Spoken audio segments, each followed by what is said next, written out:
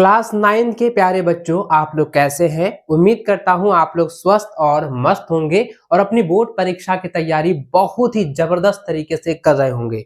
बच्चों, आज की यह वीडियो आप सभी के लिए अंत तक देखना बहुत ही जरूरी है, क्योंकि यह वीडियो जो है आप सभी के लिए बहुत ही महत्वपूर्ण होने वाला है। देखिए, क्लास 9 के जितने भी विद्यार्थी हैं, आप लोगों का सब्जेक्ट साइंस यानी विज्ञान विषय का जो है ओरिजिनल क्वेश्चन पेपर लेकर आए हुए हैं, जो कि आप सभी के लिए पूरा का पूरा रट लेना है। बच्चों, इसमें जितने भी क्वेश्चन मैं आपको दिखाने वाला हूं, आप लोगों को बताने वाला हूं, वे सारे क्वेश्चन जो है आप सभी के बोर्ड परीक्षा के लिए बहुत ही इंपॉर्टेंट है, वीवीआई क्वेश्चन है। इसको आप लोगों को जो है पूरी तरह से जो है रट लेना है और इसी में से बहुत सारे क्वेश्चन जो है आपको डायरेक्ट जो है बोर्ड की परीक्षा में भी देखने को मिलेगा। तो आप सभी का स्वागत है आपके अपने एबीसी कोचिंग यूट्यूब चैनल में और अपने सभी दोस्तों के साथ बच्चों इसे जो है शेयर जरूर कीजिएगा और चैनल पर पहली बार आए चैनल को सब्सक्राइब जरूर कर लीजिएगा। तो चलिए बच्चों, क्वेश्चन की ओर चलते हैं। तो देखिए बच्चों, आप हमारे स्क्रीन पर देख सकते हैं, ये जो है आपका ओरिजिनल क्वेश्चन पेपर है, जो कि इस बार आपका जो एग्जाम पैटर्न है उसी पर आधारित है ना। देखिए बच्चों, अब यहाँ पे चलते हैं क्वेश्चन की ओर। तो देखिए, पहला जो सवाल दिया गया बच्चों, पहला सवाल कह रहा है गति का सबसे साधारण जो है प्रकार है। तो गति का जो है सबसे साधारण प्रकार क्या होता है? बच्चों, मैंने पहले भी आप लोगों को जो है सब्जेक्टिव में पढ़ाया हुआ था, ऑफलाइन में, ऑनलाइन की क्लासेस में भी मैंने आप लोगों को बताया हुआ है कि गति का जो है साधारण जो प्रकार होता है वो क्या होता है। यहाँ ऑप्शन को भी आप लोग डिस्कस करके देखें तो पहला ऑप्शन दिया गया है वृत्तीय गति, दूसरा दिया गया है घूर्णन गति, तीसरा ऑप्शन दिया गया है सरल रेखी गति और चौथा दिया गया बच्चों इनमें से कोई नहीं। देखिए बच्चों, मैंने आपको पहले भी कहा था, बताया हुआ है कि जो गति की जो सबसे साधारण होता है, एकदम सरल जो प्रकार होता है, जो कह सकते हैं ना पूरा एकदम सिंपल है, ये पूरा सिंपल होता है, ये होता है सरल रेखी गति, है ना। सरल रेखी गति का मतलब ये हो गया कि जैसे यहाँ पे हम कोई भी चीज रखें, जैसे हमको कोई धकेल ऐसे देगा तो हम ऐसे ना चल जाएंगे। तो यहाँ पे क्या है बच्चों कि ये जो है एकदम सीधा एक ही रेखा में जो है वो अपना गति करते रहता है। तो यहाँ पे क्या हो जाएगा, सरल रेखी गति, यानी कि ये समझ लीजिए कि यह जो एक जो है समतल सतह है ना, तो यहाँ पे हम एक बॉल रखेंगे और बॉल को हम धक्का मारेंगे तो ये क्या करेगा, आगे जो है धड़कते हुए जाएगा, है ना। तो ये एक सीधा रेखा में जो क्या करेगा, वो गति करते रहेगा। तो इसीलिए बच्चों यहाँ पे क्या हो जाएगा, यह जो है एकदम साधारण प्रकार होता है। तो क्या होता है, साधारण प्रकार होता है। ऑप्शन नंबर आपका सी बिल्कुल राइट आंसर हो जाएगा। तो इसको जो है एकदम मजेदार तरीके से बच्चों आपको याद कर लेना है। रिवीजन तो आपको हर हाल में करना है, एकदम बार बार जो इसको जो है आप लोग रिवीजन जरूर कर लीजिएगा, क्योंकि इसमें से बहुत सारे क्वेश्चन आपके डायरेक्ट जो है बोर्ड की परीक्षा में भी देखने को मिलेगा, है ना बच्चों। और आप मुझे कमेंट करके बताना कि आप जो है हमें कहां से देख रहे हैं, कौन से जो है जिला से देख रहे हैं, किस स्कूल से आप लोग देख रहे हैं, नीचे कमेंट करके आप लोग जरूर बताइएगा। चलिए बच्चों, आगे बढ़ते हैं नेक्स्ट क्वेश्चन की ओर। अगला सवाल आपके स्क्रीन पर बच्चों आ चुका है। देखिए, सवाल कह रहा है कि शून्य मान हो सकता है। तो शून्य जो है किसका मान हो सकता है? तो यहाँ पे पहला ऑप्शन दिया गया दूरी का, दूसरा दिया गया है विस्थापन का, तीसरा है ए और बी दोनों का और चौथा दिया है इनमें से कोई नहीं। जो दूरी होता है, अगर दूरी का मान अगर शून्य है बच्चों, ध्यान में रखें कि दूरी का मान अगर शून्य है, यहाँ पे मान के चले हम जो है यहां से लेकर यहां तक जो है सफर किया, तो इसके बीच की जो दूरी हुआ मेरा शून्य निकला। तो यहाँ पे क्या होगा बच्चों, इसकी जो दूरी जो होगा, इसकी जो दूरी हुआ मान के 3 किलोमीटर है और यहाँ पे देखिए इसका विस्थापन भी उतना ही निकल के आ रहा है। उनका विस्थापन क्या हो रहा है, उतना ही निकल के आ रहा है। इसके विस्थापन की प्रक्रिया यहाँ पे ज्ञात करनी है। तो यहाँ पे बच्चों ये कटेगा तो कितना, 1 के बराबर हो जाएगा। 1 के बराबर ना होगा जी, तो यहाँ पे कहता है शून्य का मान होगा, लेकिन जब शून्य रहेगा तो इसका कोई वैल्यू ना है ना। शून्य का मतलब कुछ भी नहीं, यानी कि ना दूरी होगा ना विस्थापन होगा। तो यहाँ पे क्या हो जाएगा, ए और बी दोनों का हो जाएगा। तो ऑप्शन नंबर आपका सी के साथ चलेंगे, है ना। ऑप्शन नंबर आपका क्या हो जाएगा, सी जो है इसका बिल्कुल सही और सटीक आंसर हो जाएगा। चलिए नेक्स्ट क्वेश्चन की ओर बढ़ते हैं बच्चों। अगला सवाल आपके स्क्रीन पर देखिए क्या है। देखिए नेक्स्ट सवाल तीसरा नंबर दिया गया है कि कौन ग्राफ जो है असमान चाल को दर्शाता है। सवाल को देखिएगा, यहाँ पे 3 को ग्राफ दिया गया है। क्या गो, 3 को ग्राफ दिया गया है। अब यहाँ पे कहता है कि असमान चाल को दर्शाता है। तो असमान चाल हम किसको कहेंगे, असमान चाल को हम किसे कहेंगे? मान के चलिए कि हम जो है यहाँ से जो है इतना दूर हम जो है धीरे धीरे गए, उसके बाद हम दौड़ते हुए गए, और मान के चलिए कि आप जो है अभी साइकिल से स्कूल जाते हैं, इस साइकिल से जो है आप कोचिंग करने जाते हैं, तो आप जो है कुछ दूरी जो है एकदम अच्छा जो है समान चाल से चले, उसके बाद जो देखिए टाइम हो रहा है भाई, एकदम पूरा स्पीड से चलने लगे, तो वहां पे क्या हो गया, असमान चाल हो गया। समान चाल नहीं हुआ, वो असमान चाल को दर्शाने लगा। तो यहाँ पे देखिए बच्चों, दूरी जो है ये जो है आप देखिए समय है, ये समय ग्राफ है और ये दूरी ग्राफ है। तो यहाँ पे क्या है बच्चों, ये जो दूरी है ना वो एक समान को दर्शा रहा है, ये एक समान को दर्शा रहा है ना। और यहाँ पे देखिए बच्चों क्या है कि ये भी जो दूरी है, इसके ग्राफ जो है देखें यहाँ पे, तो ये जो है एक समान को दर्शाता है ना। इसकी क्या है, ग्राफ जो है एक समान को दर्शा रहा है। लेकिन बच्चों आप यहाँ पे देखिए कि यहाँ पे देखिए जैसे जैसे समय जो आगे बढ़ रहा है उसकी दूरी क्या हो रही है, वो बढ़ती जा रही है। तो बढ़ती जा रही है, ये क्या हो जाएगा, तो यहाँ पे क्या बच्चों, ये असमान चाल को दर्शा रहा है। तो इसकी जो है यहाँ पे क्या हो जाएगा, बताइए बच्चों फटाफट से। और बच्चों आप मुझे कमेंट करके बताइएगा बच्चों कि असमान चाल है ना, असमान चाल का फॉर्मूला क्या होता है, आप मुझे कमेंट करके बताना।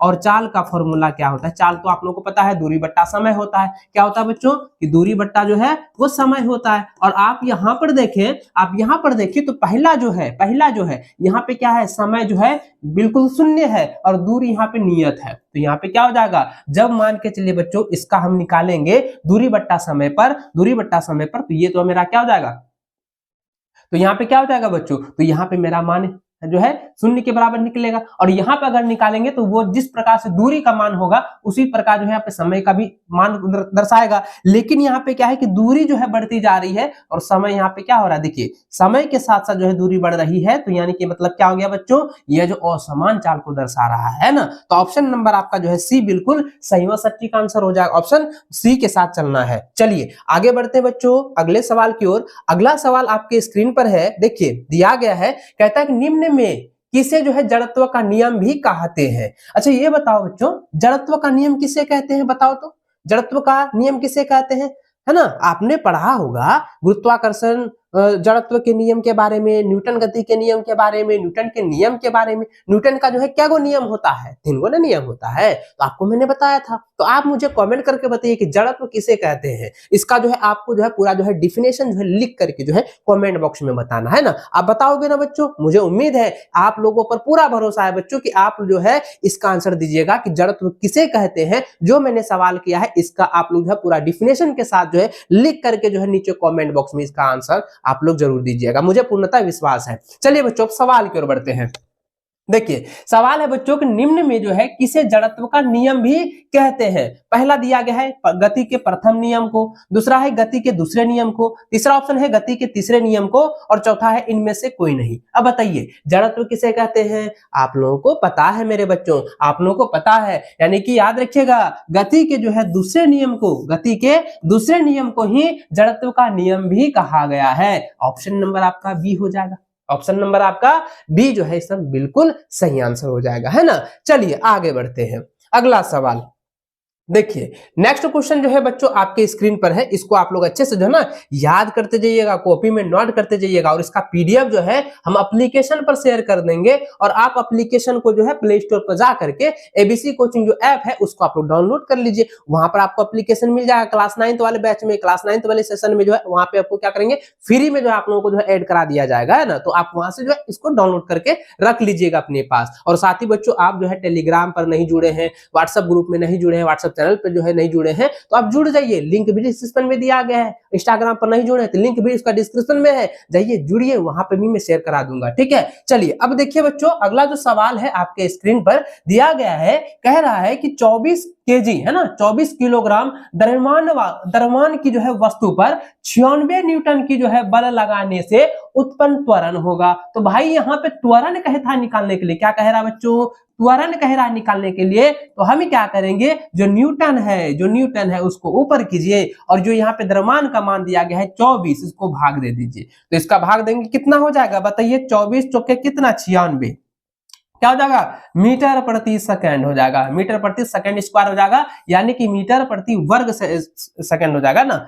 चलिए फटाफट से जो है इसको आप लोग टिक कीजिए, कहां है, ऑप्शन नंबर आपका सी में दिया गया है। ऑप्शन नंबर जो है एकदम सी बिल्कुल राइट आंसर हो जाएगा, है ना जी। एकदम देखो तो एप्लीकेशन का बच्चा बड़ा तेज रहता है, बोलता है सर इसको जो क्लास ले रहे हैं ना इसका पीडीएफ तो जो है ना व्हाट्सएप में दे दीजिएगा पर्सनली। अच्छा बच्चा आपको पर्सनली दे, कोई बात नहीं, पर्सनली भी आपको शेयर कर देंगे, है ना। चलिए आगे बढ़े बच्चों, आगे देखिए छठा नंबर सवाल देखिए क्या दिया गया है। सवाल कह रहा है मेरे भाई, यहाँ पे देखो बच्चों, कह रहा है कि किलोग्राम मीटर प्रति सेकंड मात्रक है। बताइए केजी एम प्रति सेकंड जो है वो किसका जो है मात्रक होता है।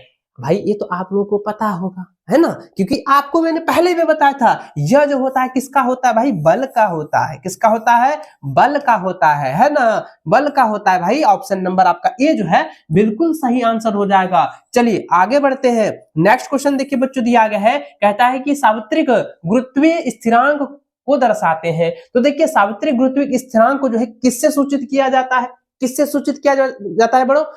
अरे बच्चा, मेरे लाडलो, मेरे प्यारे बच्चों, बताओ जल्दी जल्दी कि गुरुत्वीय स्थिरांक जो है किससे सूचित किया जाता है, उसको निर्देशित जो है किस जो है इंग्लिश अल्फाबेट से की जाती है, तो आपको पता है ना, जी से किया जाता है। कौन, ये छोटकी जी से कि बड़की जी से? नहीं बच्चा, बड़की जी से किया जाता है ना, बड़की जी से, बड़ी जी से जो है गुरुत्वीय स्थिरांक को, याद रखिएगा, सार्वत्रिक गुरुत्वीय स्थिरांक को जो है दर्शाया जाता है। तो ऑप्शन नंबर आपका जो है बी जो है इसका बिल्कुल सही और सटीक आंसर हो जाएगा। चलिए आगे देखिए बच्चों, अगला सवाल है, कहता है कि चंद्रमा पर 6 केजी द्रव्यमान की वस्तु का भार कितना होगा।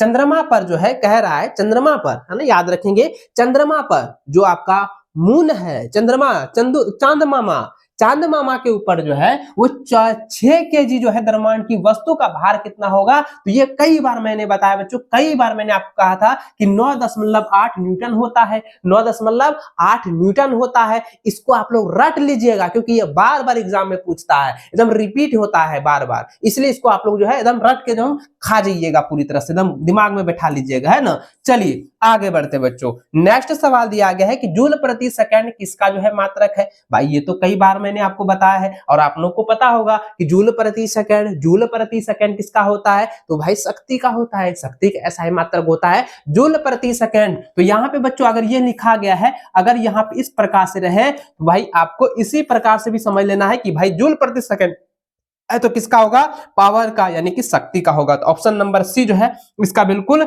सही आंसर हो जाएगा, है ना। चलिए नेक्स्ट क्वेश्चन देखिए, दिया गया है बच्चों कि 1 केजी, सवाल क्या है, कहता है 1 केजी की वस्तु को किसी ऊंचाई तक उठाने में 9.8 जूल ऊर्जा जो है वह होती है। यानी कह रहा है बच्चों, ध्यान से देखिएगा, ध्यान से समझिएगा, सुनिएगा, इसको आप समझिए बच्चों। कहता है कि 1 केजी की जो है वस्तु को, 1 केजी की वस्तु है, यानी कहता है एक कोई वस्तु है, उसका भार कितना है, 1 किलोग्राम है। कितना है बच्चों, 1 किलोग्राम, है ना, 1 किलोग्राम है। फिर कहता है कि उसकी ऊंचाई तक जो है, कितनी ऊंचाई तक उठाने में जो है वो 9.8 जूल ऊर्जा जो है वह करती है, यानी खर्च करती है। तो यहाँ पे क्या होगा बच्चों, तो आपको याद रखना है, इसको मीटर में व्यक्त कर दीजिए, 1 केजी का हो जाएगा 1 मीटर, याद रखिएगा, मैंने कई बार आपको बताया है। तो अगर इसको हम करेंगे ना बच्चों, इसको अगर आप घटाइएगा, इसको आप घटाइएगा, इसको हम सोल्यूशन करेंगे, तो यहाँ पे क्या हो जाएगा बच्चों, मैंने आपको शॉर्ट ट्रिक बताया था, एक शॉर्ट ट्रिक बताया था कि इस प्रकार से अगर सवाल दिया जाता है तो डायरेक्ट आपको याद रखना बच्चों, 9.8 न्यूटन जो होता है किस चीज के भार, किस चीज का होता है, मैंने बताया था ना, नीचे कमेंट करके बताना। और साथ ही बच्चों यहाँ पे क्या करेंगे, इसका 1 केजी है तो डायरेक्ट लगा दीजिएगा 1 मीटर, है ना, 1 मीटर इसकी ऊंचाई हो जाएगा। ऊंचाई क्या हो जाएगा बच्चों, 1 मीटर की ऊंचाई अगर उठाए जाते हैं तो यहाँ पे क्या हो जाएगा, 9.8 जूल ऊर्जा जो है उसको खर्च करना पड़ेगा। तो ऑप्शन नंबर सी के साथ चलेंगे, है ना। चलिए नेक्स्ट सवाल देखिए, अगला सवाल देखिए बच्चों, 11 नंबर दिया गया है कि यदि किसी वस्तु का संवेग दूना दूना कर दिया जाए, यानी कि यहाँ पे है दुगुना, है ना, याद रखिएगा, यहाँ पे याद रखिएगा बच्चों, यहाँ पे जो दिया गया है यहाँ हो जाएगा दुगुना, दुगुना, है ना, याद रखेंगे। कहता है कि यदि किसी वस्तु का जो संवेग है उसको दुगुना कर दिया जाता है तो उसकी गतिज ऊर्जा क्या हो जाएगी, जब दुगुना होगा, याद रखिएगा, किसी का संवेग अगर दुगुना हो जाएगा, दोगुना हो जाएगा, तो बच्चों इसकी गति जो होगा, इसका गति जो होगा, तो हम डायरेक्ट कर दीजिए भाई, ये 4 गुना हो जाएगा। क्या हो जाएगा बच्चों, 4 गुना हो जाएगा। तो ऑप्शन नंबर जो है आपका सी जो है बिल्कुल सही आंसर हो जाएगा। ऑप्शन नंबर आपका सी जो है एकदम राइट आंसर हो जाएगा, है ना। चलिए एकदम कितना मजेदार सब सवाल है, और यही सब सवाल तो भाई आपके बोर्ड एग्जाम में पूछे जाएंगे, तो इसलिए इसको आप लोग क्या करेंगे भाई, याद कर लीजिएगा, अच्छे से ना रिवीजन कर लेना, क्योंकि ये सारे क्वेश्चन बहुत ज्यादा इंपॉर्टेंट है बच्चा, बहुत ज्यादा। और ये सारे क्वेश्चन जो है ना रिपीटेड भी होते रहते हैं, थोड़ी ना है कि क्वेश्चन बदला जाएगा, वही ऑप्शन रहेगा, वही क्वेश्चन रहेगा, थोड़ा सा क्या होगा, ऑप्शन थोड़ा इधर से उधर कर देगा, लेकिन क्वेश्चन वही रहेगा। एकदम जो है आप लोगों को रट लेना, दिमाग में बैठा लेना है। चलिए आगे बढ़ते बच्चों, अगला सवाल देखिए दिया गया है, कहता है कि तरंगे जो है किसका स्थानांतरण करती है।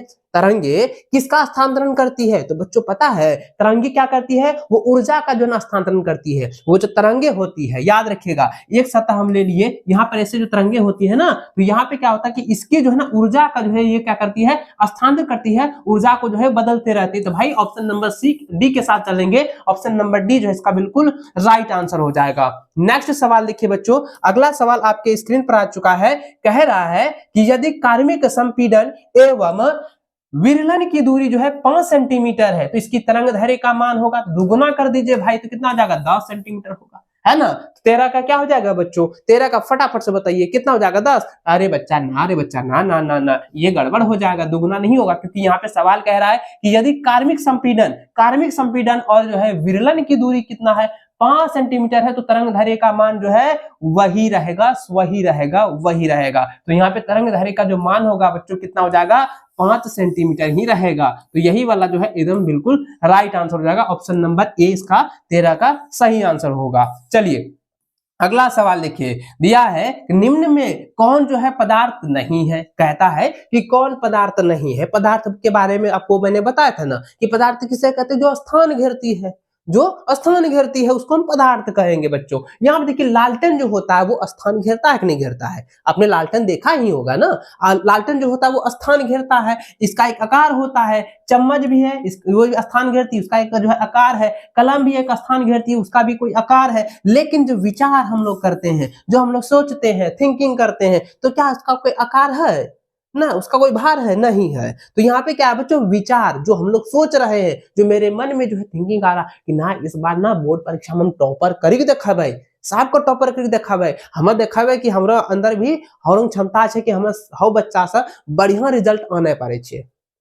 इस सब हम क्या कर रहे हैं, सोच रहे हैं। तो ये जो थिंकिंग होता है यानी विचार जो हम लोग कर रहे हैं, सोच रहे हैं, तो ये मेरा क्या है बच्चों, ये पदार्थ नहीं है। ये क्या है, पदार्थ नहीं है। तो ऑप्शन नंबर आपका जो बच्चों क्या हो जाएगा, सी जो है बिल्कुल सही व सटीक आंसर हो जाएगा। चलिए आगे देखिए, नेक्स्ट क्वेश्चन दिया गया बच्चों, कह रहा है कि तापक्रम का एसआई मात्रा क्या होता है। भाई ये तो कितना आसान सवाल छो है, बहुत आसान सवाल है ना बच्चा। देखिए यहाँ पे कह रहा है कि तापक्रम का जो एसआई मात्रा क्या होता है, तो भाई केल्विन होता है। क्या होता है, केल्विन। ऑप्शन नंबर डी, मार दो टिक फटाक से, है ना। चले नेक्स्ट क्वेश्चन देखिए, अगला सवाल मेरे भाई दिया गया है कि गैसों का द्रव में परिवर्तन कहलाता है। जो गैस है ना, ध्यान दीजिएगा, एक गैस है, गैस को हम द्रव में परिवर्तित कर रहे हैं। गैस है तो उसको हम क्या कर रहे हैं, डायरेक्ट जो हम क्या कर रहे हैं बच्चों, ये जो है मतलब गैस को हम डायरेक्ट जो है द्रव में परिवर्तित कर रहे हैं। तो गैस को द्रव में बदलने की प्रक्रिया को क्या कहते हैं, जल्दी जल्दी आप लोग कमेंट करके बताइए, तेजी से बताइए मेरे भाई। तो इसका आंसर क्या हो जाएगा, संघनन हो जाएगा। क्या हो जाएगा, संघनन हो जाएगा। यानी कि बच्चों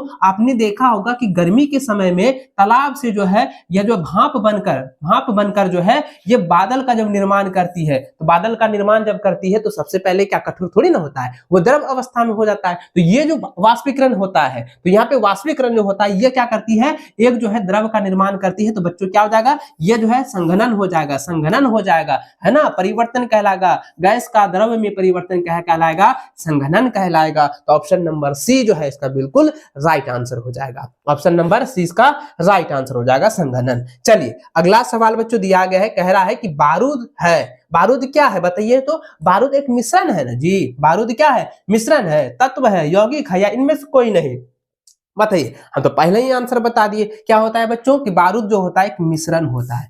बारूद जो होता है एक मिश्रण होता है, यानी कि अनेक जो है पदार्थों से मिला करके जो है बारूद का निर्माण किया जाता है ना। और बारूद का फॉर्मूला क्या होता है मैंने बताया था ना, नीचे कमेंट करके बताना। चलिए आगे बढ़ते बच्चों, अगला सवाल देखिए क्या दिया गया है। नेक्स्ट क्वेश्चन दिया गया बच्चों, कह रहा है कि निम्नलिखित में से कौन जो है कोलाइडल नहीं है। बताइए कौन जो है कोलाइडल नहीं है। तो पहला दिया है दूध, दूसरा ऑप्शन दिया है रक्त, तीसरा है वायु और चौथा है धुआं। अब इसमें से बताइए कि कौन जो है कोलाइडल नहीं है, कौन जो है कोलाइडल नहीं है। तो बच्चों याद रखिएगा कि वायु जो है, वायु यानी हवा जो है, ये क्या है, कोलाइडल नहीं है। वायु क्या है बच्चों, ये कोलाइडल नहीं है। ऑप्शन नंबर आपका सी जो है बिल्कुल सही व सटीक आंसर हो जाएगा, है ना। चलिए नेक्स्ट क्वेश्चन देखिए, अगला सवाल बच्चों आपके स्क्रीन पर आ चुका है। सवाल देखिए क्या कह रहा है, कह रहा है कि निम्न में द्रव में कौन जो है अनिश्चित निश्चित है। देखिए क्या होता है बच्चों, द्रव अवस्था में मैंने आपको बताया था ना, पदार्थ के 3 प्रकार होते हैं, एक होता है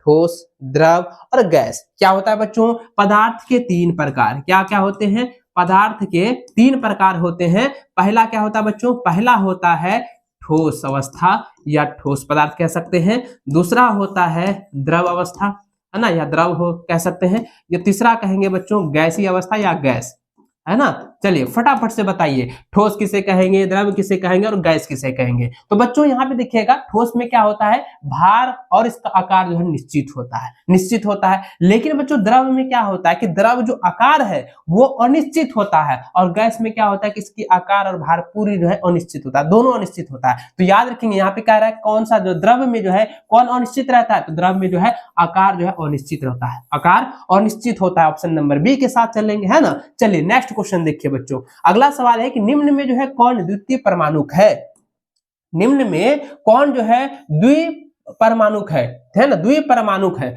बताइए द्विपरमाणु क्या हो जाएगा, देखिए सोडियम, क्लोरीन, क्या हो जाएगा एल्युमिनियम, या जो है मैग्नीज। फटाफट से बताइए, है ना, मैग्नीशियम है ना। चलिए फटाफट से बताइए कि द्विपरमाणु, द्विपरमाणु क्या हो जाएगा बच्चों, यहाँ पे द्विपरमाणु जो होगा वो क्लोरीन हो जाएगा, क्या हो जाएगा, क्लोरीन हो जाएगा। तो यहाँ पे हो जाएगा ऑप्शन नंबर 20 का बिल्कुल सही आंसर, है ना। चलिए आगे बढ़ते हैं बच्चों, अगला सवाल देखिए क्या है, कह रहा है कि SO2 यानी कि सल्फर डाइऑक्साइड के एक अणु में जो है सल्फर एवं ऑक्सीजन के भार का अनुपात बताइए। तो देखिए यहाँ पे जो है सोडियम है ना, याद रखिएगा सबसे पहले सल्फर भी है और ऑक्सीजन, जो कि मिला करके जो है क्या बनता है, सल्फर डाइऑक्साइड बनता है। सल्फर डाइऑक्साइड का यहाँ पे फॉर्मूला बता रहा है ना, ये क्या है, सल्फर डाइऑक्साइड है कि अणु में जो क्या है सल्फर भी है और ऑक्सीजन का भार का अनुपात क्या हो जाएगा बच्चों, सल्फर क्या गो एगो, तो ऑक्सीजन क्या गो एगो। तो यहाँ पे क्या हो जाएगा, फटाफट से बताइए एकदम तेजी से तेजी से तेजी से तेजी से। तो यहाँ पे क्या हो जाएगा, 1:1 हो जाएगा, 1 अनुपात बच्चों 1 हो जाएगा। तो ऑप्शन नंबर जो है ना ए के साथ चलना है। चलिए आगे बढ़े, नेक्स्ट क्वेश्चन देखिए बच्चों क्या दिया गया है, सवाल कह रहा है कि नाइट्रोजन गैस के लिए रासायनिक प्रतीक क्या होता है। नाइट्रोजन को किससे सूचित किया जाता है, नाइट्रोजन का जो है प्रतीक होता है एन, है ना, एन। तो यहाँ पे इसका सटीक फॉर्मूला क्या होता है, N2 होता है कि एन होता है कि Ni होता है कि N प्लस होता है। जल्दी जल्दी आप लोग कमेंट करके बताइए, तेजी से मेरे बच्चों आप लोग आंसर बताइएगा। नाइट्रोजन को एन से सूचित किया जाता है, किससे, एन से। तो एन से ना संकेत करते हैं, तो ऑप्शन नंबर जो है डी बिल्कुल राइट आंसर हो जाएगा, है ना। ऑप्शन नंबर डी के साथ चलेंगे। चलिए नेक्स्ट क्वेश्चन देखिए, अगला सवाल क्या है बच्चों, सवाल कह रहा है कि 0.5 मोल CO2 कार्बन डाइऑक्साइड का कह रहा है कि द्रव्यमान है। बताइए 0.5 मोल का जो है इसकी जो है द्रव्यमान निकालने के लिए कह रहा है, क्या कह रहा है बच्चों, द्रव्यमान, है ना। द्रव्यमान निकालने के लिए जो है अगर यहाँ पे कह रहा है तो हम क्या करेंगे, द्रव्यमान निकालने के लिए मैंने एक फॉर्मूला आप लोगों को बताया था, मोललता ज्ञात करने के लिए फॉर्मूला बताया था, मोल निकालने के लिए मैंने आपको जो है फॉर्मूला बताया हुआ था, है ना। तो यहाँ पे क्या करेंगे बच्चों, याद रखिएगा, इसमें आपको क्या करें, द्रव्यमान निकालने के लिए कहता है 0.5 मोल का जो है द्रव्यमान निकालेंगे। तो आपको क्या करना है, डायरेक्ट इसको याद कर लीजिएगा, 22.0 ग्राम होता है, 22.0 ग्राम होता है। ऑप्शन नंबर ए जो है इसका बिल्कुल सही आंसर हो जाएगा। चलिए आगे बढ़ते हैं बच्चों, अगला सवाल है, कहता है कि उत्कृष्ट गैसों की संयोजकता कितनी होती है। तो उत्कृष्ट गैसों की संयोजकता कितनी होती है, अच्छा ये बताओ बच्चों, आपको मैंने बताया ना उत्कृष्ट गैस किसे कहते हैं, बताए थे ना, तो आप हमें बताइए फटाफट से कि उत्कृष्ट गैस किसे कहते हैं, ये चीज आपको बताना है। तो बताइए उत्कृष्ट गैस किसे कहेंगे बच्चों, और उत्कृष्ट गैसों की संयोजकता जो है कितनी होती है, उत्कृष्ट गैस की संयोजकता कितनी होती है बच्चों, फटाफट से बताइए। इसका आंसर क्या हो जाएगा, 0 होता है, 0 होता है बच्चा। ऑप्शन नंबर डी जो है इसका बिल्कुल सही आंसर हो जाएगा। चलिए हम ये भी देखेंगे कि आपका कॉमेंट किन बच्चों का आ रहा है, कौन कौन जो है मेरे सभी जवाबों का जो है, आप मेरी सभी सवालों का, सभी जितने भी हम लोग प्रश्न आप लोग को दे रहे हैं ना, वे सारे प्रश्नों का आप लोग उत्तर दे रहे हैं कमेंट में, हम ये भी चेक आउट करेंगे, ये भी चेक करेंगे। चलिए आगे बढ़ते हैं, आगे बढ़े, नेक्स्ट क्वेश्चन देखिए क्या दिया है, 25वां नंबर सवाल कह रहा है बच्चों, कह रहा है कि किसी तत्व के समस्थानिकों में किसकी संख्या जो है भिन्न होती है, किसकी संख्या बच्चों भिन्न होती है। तो याद रखिएगा कि न्यूट्रॉन की जो संख्या होती है वो भिन्न होती है, न्यूट्रॉन की संख्या क्या होती है, वो भिन्न होती है, अलग होती है। आगे देखें, नेक्स्ट सवाल आपके स्क्रीन पर आ चुका है, कह रहा है निम्न में कौन सा जो है इलेक्ट्रॉनिक विन्यास विद्युत धनात्मक तत्व का है, विद्युत धनात्मक तत्व का है। बताइए कौन सा विन्यास जो है विद्युत धनात्मक तत्व का होता है। धनात्मक तत्व का होता है। तेजी से बताइए मेरे बच्चों, तो इसका सही आंसर क्या हो जाएगा पता है? इसका सही आंसर हो जाएगा, यहाँ पे हो जाएगा 12 का, है ना, याद रखेंगे। यहाँ पे कितना है, 2, 8 और 2 यानी 12 का हो जाएगा। और 12 जो है किसका इलेक्ट्रॉनिक विन्यास होता है, नीचे कर कमेंट करके बताइएगा, है ना, जल्दी जल्दी कमेंट करके बताइएगा। नाइट्रोजन का, कार्बन का, अल्युमिनियम का, किसका होता है, नीचे बताइएगा, है ना, तेजी से बताइएगा, क्योंकि ये चीज हम पहले ही बताए, सब्जेक्टिव में बताए थे ना, तब सब्जेक्टिव वाला पैटर्न ने खत्म कर दिया, लेकिन अब तो ऑब्जेक्टिव है ना होगा जी। चलिए आगे बढ़ते हैं बच्चों। अगला सवाल आपके स्क्रीन पर आ चुका है। सवाल कह रहा है कि गुणसूत्र बने होते हैं, तो गुणसूत्र किसके बने होते हैं भाई, किस चीज से बने होते हैं? तो गुणसूत्र जो होता है वो डीएनए और प्रोटीन से बना होता है।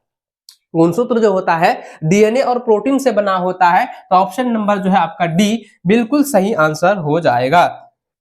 अगला सवाल 28 नंबर देखिए बच्चों, दिया गया है, कहता है कि प्रोटीन संश्लेषित होती है। बताइए तो, प्रोटीन जो है संश्लेषित होती है। तो पहला ऑप्शन दिया है राइबोसोम पर, दूसरा दिया है केंद्रक में, तीसरा है गोल्जी उपकरण में, और चौथा दिया गया है माइटोकॉन्ड्रिया में। तो प्रोटीन जो होता है वो संश्लेषित होता है। तो किसमें संश्लेषित किया जाता है? प्रोटीन जो है किससे संश्लेषित होती है? प्रोटीन जो है राइबोसोम पर जो है संश्लेषित होती है। ऑप्शन नंबर आपका ए बिल्कुल सही जवाब हो जाएगा। नेक्स्ट क्वेश्चन आपकी स्क्रीन पर आ चुका है बच्चों, फटाफट से आप जो है इसको रट लीजिएगा, याद कर लीजिएगा। सवाल है बच्चों, कह रहा है कि कोशिका का अपशिष्ट निपटाने वाला तंत्र है। तो कोशिका में जो अपशिष्ट निपटाने वाला जो तंत्र होता है वह क्या होता है बच्चों?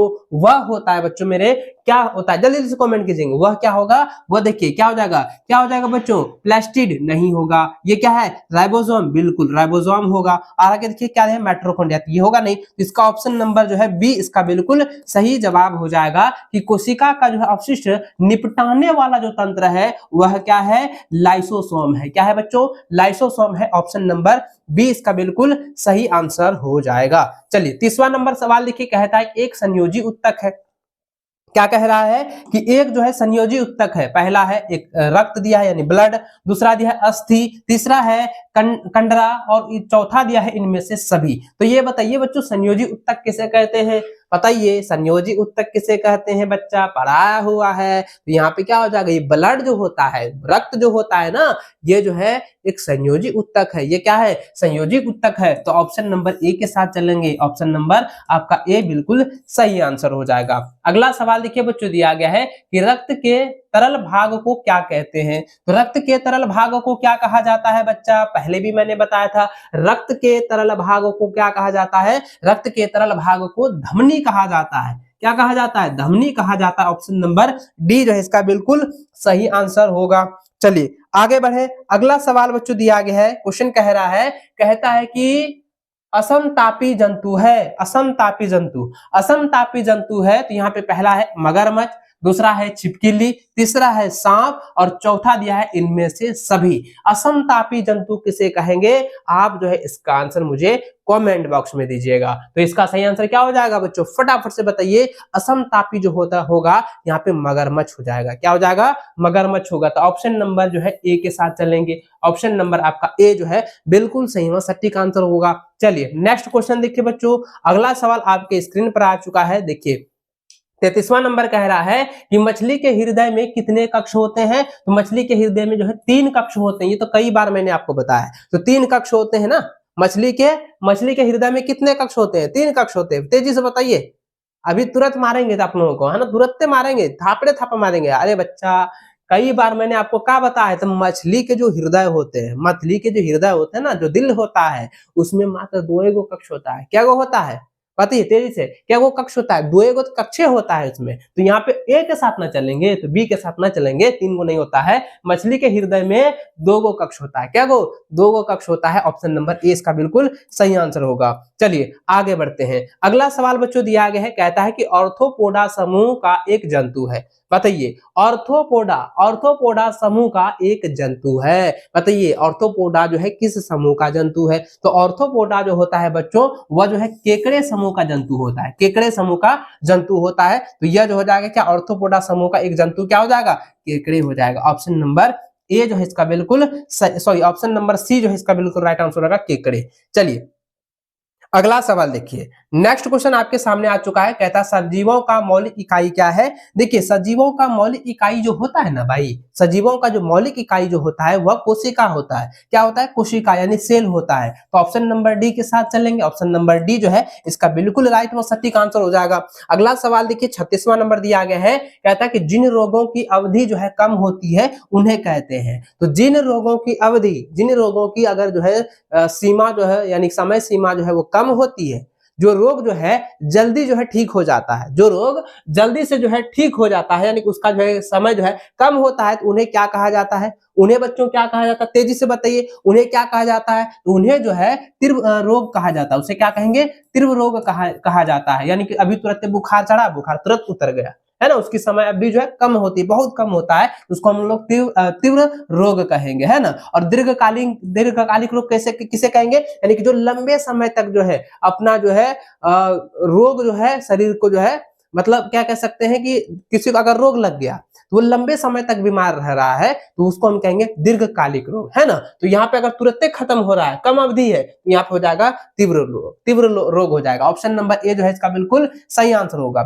चलिए आगे बढ़ते हैं। अगला सवाल मेरे भाई दिया गया है, कहता है कि जीव मंडल का निर्जीव घटक है। तो जीव मंडल का निर्जीव घटक क्या आ जाएगा? वायु, जल, मृदा, ये सभी ना है जी, ये सभी क्या है बताइए, तेजी से बताइए क्या हो जाएगा? अरे बच्चा, यहाँ पे कह रहा है कि जीव मंडल का निर्जीव जो घटक है, निर्जीव घटक कौन कौन सा हो जाएगा बच्चों? वायु, जल, मृदा, बताइए कौन कौन सा हो जाएगा? तो इसमें क्या हो जाएगा? ये सभी हो जाएंगे। ये सभी क्या है? ये सभी जो है निर्जीव घटक है ना, निर्जीव घटक है। चलिए आगे बढ़ते बच्चों, अगला सवाल आपके स्क्रीन पर बच्चों आ चुका है। नेक्स्ट सवाल आपका